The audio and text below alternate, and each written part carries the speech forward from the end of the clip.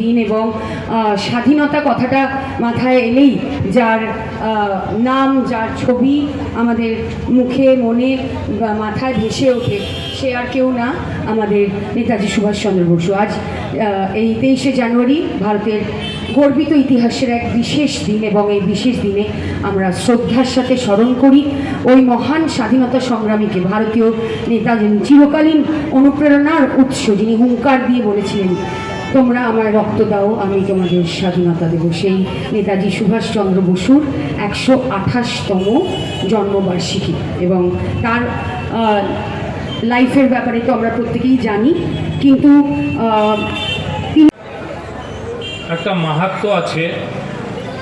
তার কারণ রামকৃষ্ণ বহুদিন যাবৎ, বহুকাল যাবৎ এই অনুষ্ঠানটা ধারাবাহিকভাবে করছে। শর্মা পাল আমাদের প্রাক্তন কাউন্সিলর, রামকৃষ্ণ পৌর পরিষদ সদস্য, প্রাক্তন উপপৌরপ্রধান, অত্যন্ত দায়িত্ব সহকারে কাজ করেন। আর আমার অগ্রজ, আমার নেতা শীতলদার সার্বিক দৃষ্টিভঙ্গি নিয়ে এই বয়সেও যেভাবে লোকটা পরিশ্রম করছে আমি সত্যি আপ্লুত এবং শীতলদাকে আমি আন্তরিকভাবে শ্রদ্ধা জানাচ্ছি।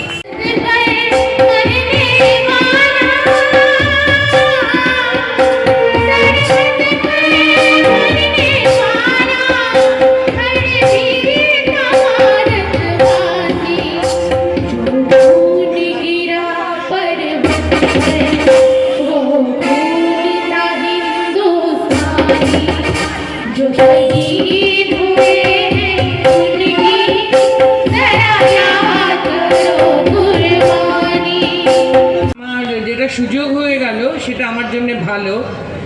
সৌগতদা বলছিলেন যে সকাল 9টা থেকে, সত্যি সকাল 9টা থেকে আজকে নেতাজি জন্মজয়ন্তী পালন করছি। সেটা তৃণমূল ভবন থেকে শুরু করে নন্দীগ্রাম পর্যন্ত। আমি এখন নন্দীগ্রাম থেকে সরাসরি আসছি, আরও অনেকগুলো পালন করেছি। কিন্তু আমার সুবিধা যেটা হয়ে গেল সেটা হচ্ছে বরানগরে প্রত্যেকবারই সৌগতদার সঙ্গে আমি কখনো স্টেজ শেয়ার করি না। এবারে যেহেতু সৌগতদা মঞ্চে আছেন, ফলে আমার সুবিধা যে সৌগতদা বলবার পর বা তিনি উপস্থিত থাকলে আমার নেতাজি নিয়ে ভাষণ দেওয়ারটা ধৃষ্টতা হবে, ফলে আমি সেই জায়গায় যাব না।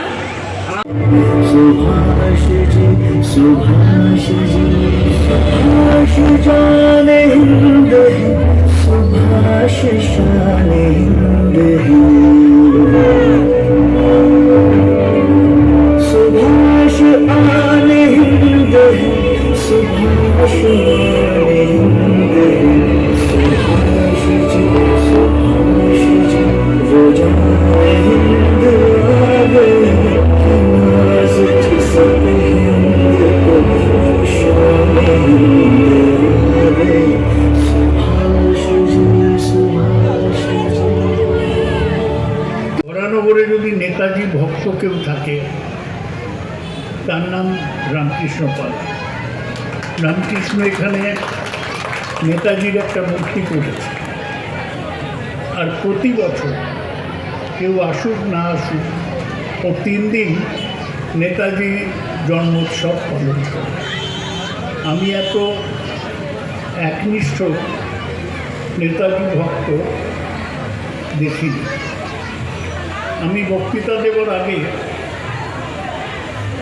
বাচ্চারা নৃত্য পরিবেশন করছিল, অসাধারণ কয়েকটা গান তারা তুলে ধরছিল। তার মধ্যে সবচেয়ে জরুরি হচ্ছে কদম কদম বাড়ায় যা, পায়ে পায়ে এগিয়ে চল, খুশিকে গীত গায়ে যা, খুশির গান গাও, এ জিন্দগি হ্যায় কম কি, এই জীবন দেশের জন্য, কৌন পে লুটায় যা, দেশের জন্যই উৎসর্গ করা। এটাই নেতাজির জীবনের আদর্শ যদি বলতে কিছু হয় তাহলে তাই। নেতাজির আগে